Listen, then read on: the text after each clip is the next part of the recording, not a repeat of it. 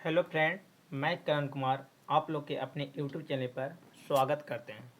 जैसे कि आज हम लोग पढ़ने वाले हैं कोशिका विज्ञान। कोशिका विज्ञान मतलब कोशिका के बारे में।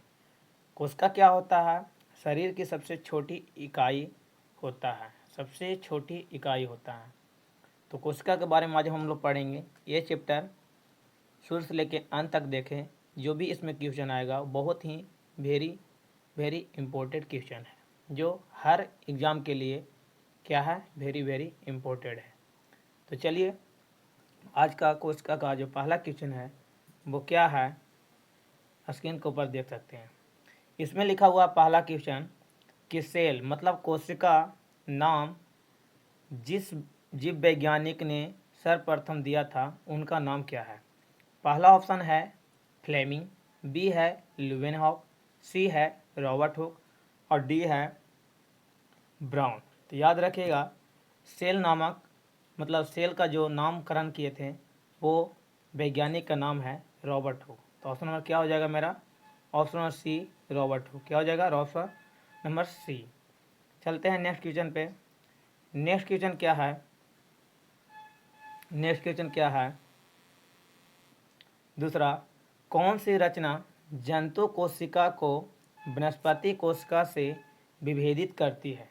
आपके सामने ऑप्शन ए है राइबोसोम, बी है माइटोकॉन्ड्रिया, सी है सेंट्रोमियर और डी है सेंट्रियोल। तो याद रखिएगा, जो जंतु कोशिका और वनस्पति कोशिका को जो विभेदित करती है वो क्या है? Answer option number D, centriole. क्या हो जाएगा? Option number D, centriole.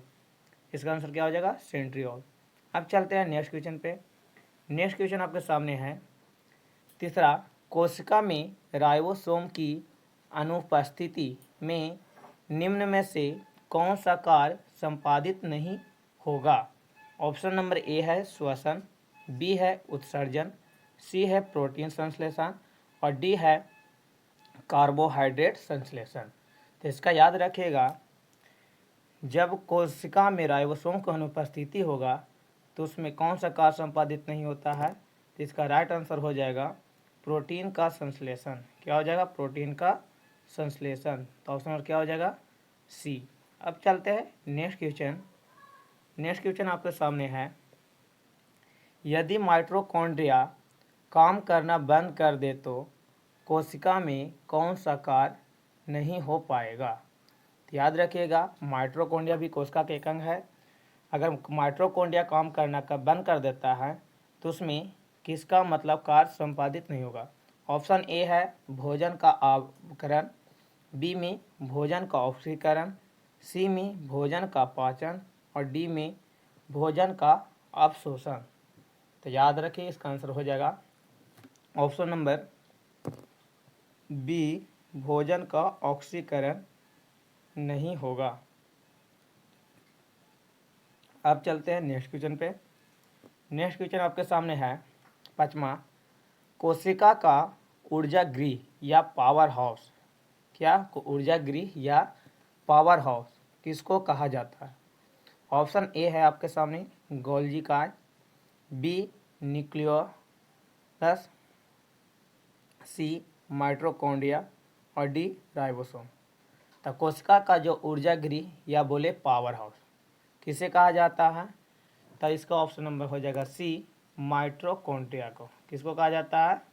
Mitochondria को कोशिका का पावर हाउस कहा जाता है या ऊर्जा गृह। अब चलते हैं नेक्स्ट क्वेश्चन। नेक्स्ट क्वेश्चन आपके सामने है, निम्नलिखित में कौन कौन सबसे बड़ा कोशिकांग होता है?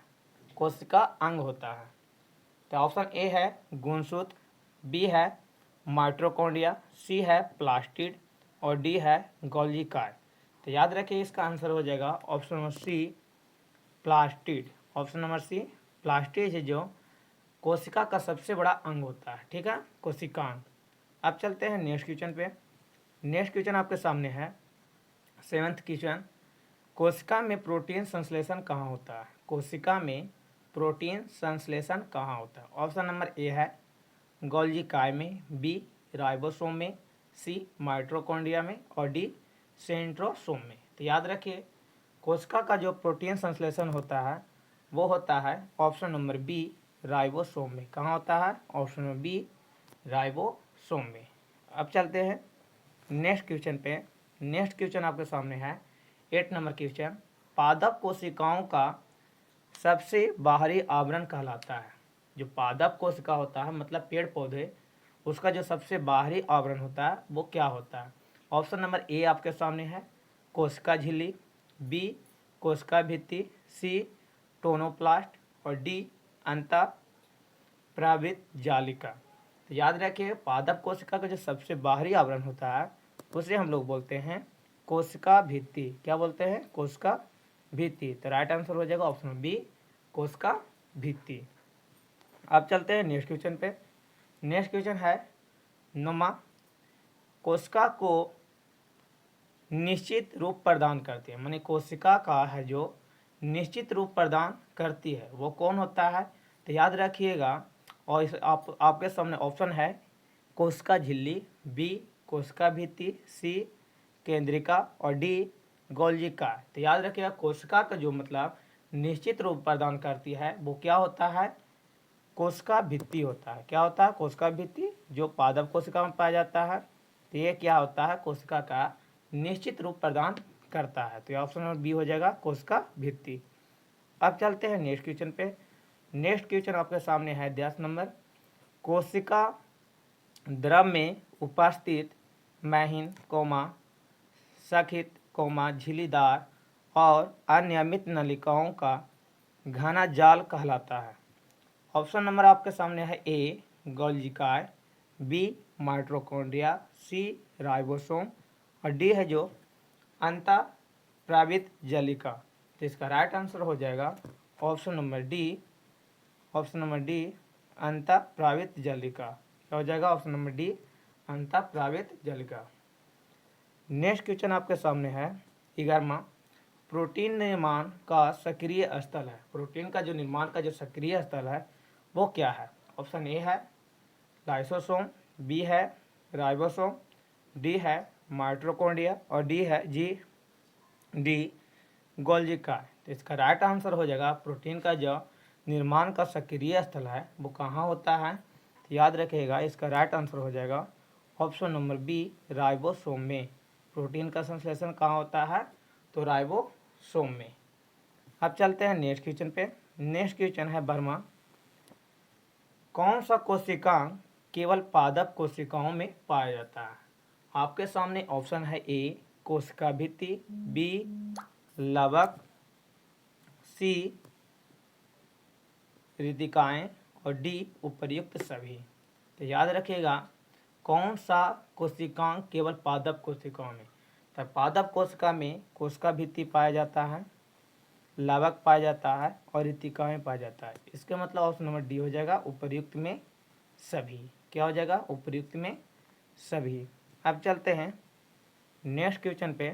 नेक्स्ट क्वेश्चन आपके सामने है कोशिकीय श्वसन का सक्रिय स्थल है। कोशिकीय श्वसन का सक्रिय स्थल है। ऑप्शन नंबर ए है गोल्जिकार, बी माइटोकॉन्ड्रिया, सी राइबोसोम और डी लाइसोसोम। याद रखिएगा कोशिकीय श्वसन का सक्रिय जो स्थल होता है वो क्या होता है? Option number B mitochondria. क्या होता है? माइटोकॉन्ड्रिया। तो ऑप्शन नंबर बी इसका राइट आंसर हो जाएगा। अब चलते हैं नेक्स्ट क्वेश्चन पे। नेक्स्ट क्वेश्चन है अवर्णीय लवक मुख्यतः पाए जाते हैं। अवर्णीय लवक होता है जो मुख्यतः कहाँ पाए जाते हैं? ऑप्शन नंबर ए है आपके सामने जड़ों की कोशिकाओं में, बी तनों की कोशिकाओं में, सी पत्तियों की कोशिकाओं में या डी फूलों की कोशिकाओं में। तो याद रखिएगा अवर्णित लवक है जो कोशिका के जड़ों मतलब जड़ों की कोशिकाओं में पाया जाता है। तो इसका राइट आंसर हो जाएगा ऑप्शन नंबर ए जड़ों की कोशिकाओं में। अब चलते हैं नेक्स्ट क्वेश्चन पे। नेक्स्ट क्वेश्चन है 15 नंबर। फूलों और बीजों को विभिन्न प्रकार के आकर्षक रंग प्रदान करता है। तो याद रखिए फूलों और बीजों को विभिन्न प्रकार के आकर्षक रंग प्रदान करता है वो क्या होता है? ऑप्शन नंबर ए है आपके सामने ल्यूकोप्लास्ट, बी क्रोमोप्लास्ट, सी क्लोरोप्लास्ट और डी टोनोप्लास्ट। तो इसका राइट आंसर हो जाएगा, राइट आंसर बी क्रोमोप्लास्ट हो जाएगा। क्या हो जाएगा? Option number B chromoplast. Chromoplast है जो फूलों और बीजों का विभिन्न रंग का प्रकार का रंग प्रदान करता है। चलिए अब नेक्स्ट क्वेश्चन पे 16 नंबर क्वेश्चन है, पत्तियों का हरा रंग प्रदान कौन करता है? ऑप्शन नंबर ए है आपके सामने क्रोमोप्लास्ट, बी क्लोरोप्लास्ट, सी ल्यूकोप्लास्ट और डी टोनोप्लास्ट। तो याद रखिएगा, पत्तियों को जो हरा रंग प्रदान करता है, या सीधे बोल सकता है पेड़ पौधे का जो पत्तियों का हरा रंग होता है किसके कारण होता है? तो याद रखिएगा, ये होता है क्लोरोप्लास्ट के कारण। किसके कारण? क्लोरोप्लास्ट के कारण। तो ऑप्शन नंबर क्या हो जाएगा? B chloroplast. चलिए अब नेक्स्ट क्वेश्चन 17, कोशिका की आत्महत्या की थैली। कोशिका की आत्महत्या की थैली, कोशिका की आत्महत्या की थैली किसे कहा जाता है? तो जब कोई कोशिका मृत हो जाती है तो उसे गलाने या खत्म करने के लिए एक मतलब थैली होती है, जो उसमें हाइड्रोलाइट एंजाइम पाया जाता है, जो अगर कोशिका कोई वहाँ पर मृत हो जाती है तो वो फटकर उसे गला देती है या ख़त्म कर देती है। उसका नाम होता है, वो किस में पाया जाता है? तो याद रखिएगा, उसी को हम लोग कोशिका के आत्महत्या की थैली कहा जाता है। तो इसका ऑप्शन नंबर ए है लाइसोसोम, बी राइबोसोम, सी न्यूक्लियोसोम या डी गोल्गी कार। तो याद रखिएगा, कोशिका के जो आत्महत्या की थैली है उसे कहा जाता है लाइसोसोम। तो ऑप्शन नंबर ए हो जाएगा इसका राइट आंसर। अब चलते हैं नेक्स्ट क्वेश्चन पे। नेक्स्ट क्वेश्चन है आपके सामने, लाइसोसोम में पाए जाने वाला वह एंजाइम जिसे जीव द्रव को घुलाने देने या नष्ट कर देने की क्षमता होती है वो क्या कहलाती है? ऑप्शन नंबर ए है आपके सामने सेल सैप, बी साइटोप्लाज्म, सी न्यूक्लियोप्लाज्म या डी हाइड्रोलाइटिक एंजाइम। तो अभी बताए थे इससे जस्ट पहले कि लाइसोसोम के पास एक एंजाइम होता है, वो क्या करता है, कोशिका को चाहे जीव द्रव के रूप में घुला देती है या उसे नष्ट कर देती है। तो इसका राइट आंसर हो जाएगा हाइड्रोलाइटिक एंजाइम। इसका राइट आंसर हो जाएगा ऑप्शन नंबर डी। अब चलते हैं नेक्स्ट क्वेश्चन पे। नेक्स्ट क्वेश्चन आपके सामने है, 80% से अधिक सेल मतलब कोशिका में पाए जाने वाला पदार्थ है।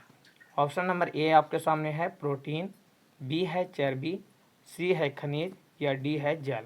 तो याद रखिए, 80% से अधिक कोशिका में पाए जाने वाला जो पदार्थ होता है वो क्या होता है? इसका राइट आंसर हो जाएगा जल। क्या होता है? जल। अब चलते हैं नेक्स्ट क्वेश्चन पे। नेक्स्ट क्वेश्चन है, निम्नलिखित में से किसने यह मूल अवधारणा प्रस्तुत की थी कि सभी जीव कोशिकाओं से बने होते हैं? और पॉइंट 1 में है पास्चर, बी है स्लाइडेन और 3 में है रॉबर्ट हुक और डी मतलब चौथा पॉइंट में है टी स्वान। तो इसका याद रखिएगा, जो सभी जीव कोशिकाओं से बने होते हैं ये किसने क्या कहा था? स्लाइडेन एवं स्वान। तो क्या हो जाएगा? 2 और 3। तो ऑप्शन ए में है केवल 2, बी में है 1 एवं 2, सी में है 2 एवं 3 और डी में है 2 एवं 4। तो इसका राइट आंसर हो जाएगा ऑप्शन नंबर डी 2 एवं 4। अब चलते हैं नेक्स्ट क्वेश्चन पे। चलिए फ्रेंड, अब नेक्स्ट क्वेश्चन पे। नेक्स्ट क्वेश्चन क्या है? 21 नंबर, किसकी उपस्थिति के कारण किसी पादप कोशिका और पशु कोशिका में अंतर पाया जाता है? ऑप्शन नंबर ए आपके सामने है क्लोरोप्लास्ट, बी है कोशिका भित्ति, सी है कोशिका कला या डी है केंद्रिका जिसे नाभिक बोला जाता है। तो याद रखिए, किसकी उपस्थिति के कारण पूछा है कि पादप कोशिका और पशु कोशिका में अंतर पाया जाता है। तो सिर्फ ये क्या होता है, कोशिका भित्ति के कारण ये दोनों में अंतरें पाई जाती है, क्योंकि जंतु कोशिका में कोशिका झिल्ली तक सीमित होता है, लेकिन कोशिका मतलब पादप कोशिका में एक एक्स्ट्रा कोशिका होता है जो कोशिका भित्ति सबसे बाहरी आवरण होता है। इसके कारण पादप कोशिका और जंतु कोशिका में एक दूसरे से अंतर हो जाता है। तो चलिए अब नेक्स्ट क्वेश्चन पे चलते हैं। नेक्स्ट क्वेश्चन इसका है, गोल्जी काय का मुख्य कार्यवाही है। ऑप्शन नंबर ए है श्वसन, बी है कोशिका विभाजन शुरू करना, या सी है पाचक रस उत्पादन करना, या डी स्त्रावित करना। तो इसका राइट आंसर हो जाएगा डी स्त्रावित करना। क्या हो जाएगा राइट आंसर? डी स्त्रावित करना। अब चलते हैं नेक्स्ट क्वेश्चन पे। नेक्स्ट क्वेश्चन है आपके सामने 23 नंबर, निम्नलिखित में कौन सा कोशिका डीएनए रखता है, माने कौन सा कोशिका का अंग है जो अपने पास डीएनए रखता है। ऑप्शन नंबर ए है सेंट्रियोल, बी गोल्जिकाय, या सी लाइसोसोम, या डी माइटोकॉन्ड्रिया। तो याद रखिएगा डीएनए जो रखता है वो कोशिका का कौन सा अंग होता है, वो ऑप्शन नंबर डी माइटोकॉन्ड्रिया, मतलब माइटोकॉन्ड्रिया है जो अपने पास डीएनए रखता है। ठीक है, अब चलते हैं को नेक्स्ट क्वेश्चन पे। नेक्स्ट क्वेश्चन आपके सामने है, कौन सा कोशिकांग प्रोटीन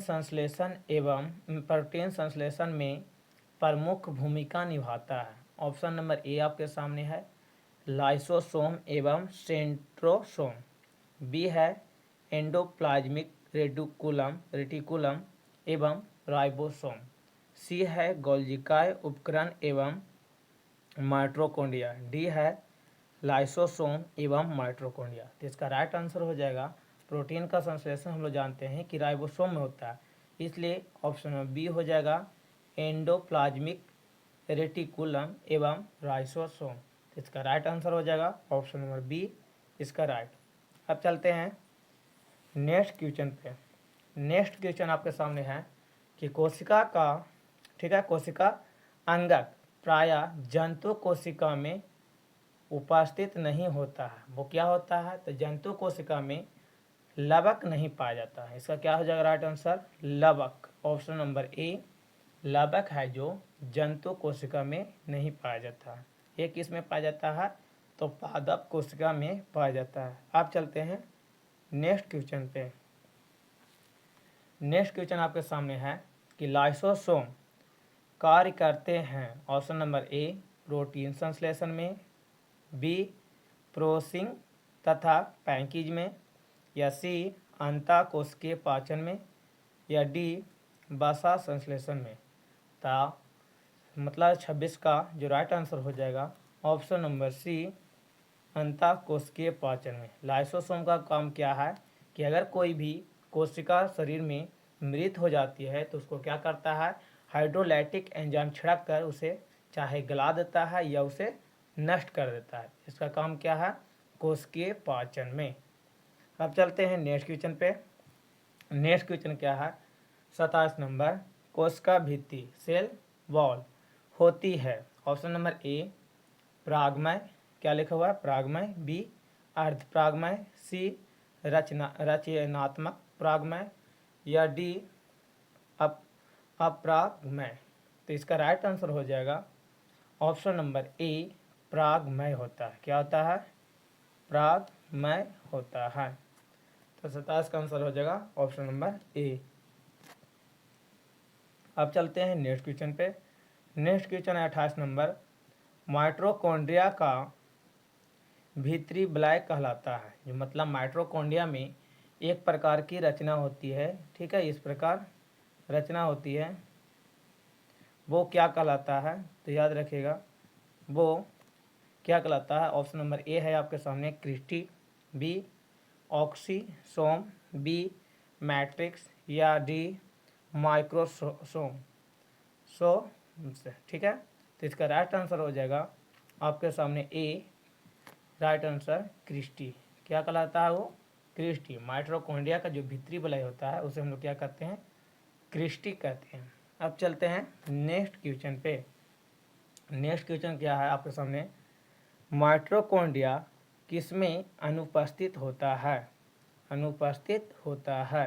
ऑप्शन नंबर ए है ईस्ट, बी है कवक, सी है जीवाणु, और डी है हरे शैवाल। तो याद रखिएगा माइटोकॉन्ड्रिया किसमें अनुपस्थित होता है, तो इसका राइट आंसर हो जाएगा ऑप्शन नंबर सी जीवाणु में। क्या हो जाएगा, जीवाणु में। अब चलते हैं नेक्स्ट क्वेश्चन पे। नेक्स्ट क्वेश्चन आपके सामने है 30 नंबर। जीवद्रव शब्द का प्रयोग सर्वप्रथम किसने किया था? ऑप्शन नंबर ए है डार्विन, बी है पुरकिंजे, सी है जॉन रे और डी है हैचिसन। तो इसका राइट आंसर हो जाएगा ऑप्शन नंबर बी, पुरकिंजे नामक वैज्ञानिक ने। क्या हो जाएगा? पुरकिंजे नामक वैज्ञानिक। अब चलते हैं नेक्स्ट क्वेश्चन पे। नेक्स्ट क्वेश्चन है जीवद्रव जीवन का भौतिक आधार है, यह किसका कथन है? ऑप्शन नंबर ए आपके सामने है हेनरी, बी लेमार्क, सी हैक्सले और डी टेवीरेंस। याद रखिएगा, इसका राइट आंसर हो जाएगा हैक्सले ने। क्या? हैक्सले ने। अब चलते हैं नेक्स्ट क्वेश्चन पे। नेक्स्ट क्वेश्चन आपके सामने है डीएनए के ड्यूल हेलिक्स प्रारूप को पहली बार किसने प्रस्तुत किया था? ऑप्शन नंबर ए है वाटसन एवं क्रिक ने, बी फिशर तथा हाल्डानी ने, सी लेमार्क तथा डार्विन ने या डी ह्यूगो डी ब्रिज ने। तो याद रखिएगा, डीएनए का जो डबल हेलिक्स मॉडल था वो किस प्रकार था? इस प्रकार था। ठीक है, इसमें इस प्रकार की रचना पाया जाता। तो इसका जो प्रारूप दिया था वो किसने दिया था? तो इसका राइट आंसर हो जाएगा ऑप्शन नंबर ए, वाटसन एवं क्रिक ने। क्या हो जाएगा? वाटसन एवं क्रिक ने। अब चलते हैं नेक्स्ट क्वेश्चन पे। नेक्स्ट क्वेश्चन आपके सामने है न्यूक्लियस की खोज सर्वप्रथम किसने की थी? ऑप्शन नंबर ए है ल्यूवेनहॉक, बी स्वान, सी हॉफमिस्टर या डी ब्राउन। तो न्यूक्लियस के जो खोज किया था वो वैज्ञानिक था ब्राउन नामक वैज्ञानिक। किसने? ब्राउन। तो इसका राइट आंसर हो जाएगा ब्राउन। अब चलते हैं नेक्स्ट क्वेश्चन पे। नेक्स्ट क्वेश्चन है कोशिका की क्रियात्मक गतिविधियां नियंत्रित होती है किसके द्वारा? ऑप्शन नंबर ए है केंद्रिका के द्वारा, बी माइटोकॉन्ड्रिया द्वारा, सी जीवद्रव द्वारा या डी केंद्रक द्वारा। तो याद रखिएगा, इसका जो राइट आंसर हो जाएगा कोशिका का जो क्रियात्मक विधि भी नियंत्रित होती है, इसका राइट आंसर हो जाएगा केंद्रक द्वारा। किसके द्वारा? ऑप्शन नंबर डी केंद्रक द्वारा। केंद्रिका नहीं बोलना चाहिए, ठीक है? क्या बोलना चाहिए? केंद्रक द्वारा। अब चलते हैं नेक्स्ट क्वेश्चन पे। नेक्स्ट क्वेश्चन हो जाएगा 35 नंबर। गुणसूत्र जिसे क्या बोलते हैं? क्रोमोसोम। गुणसूत्र शब्द का प्रयोग या प्रदान किया किसने? ऑप्शन नंबर ए है आपके सामने हॉफमिस्टर, बी वाल्डेयर, सी सूटन या डी वैगनर।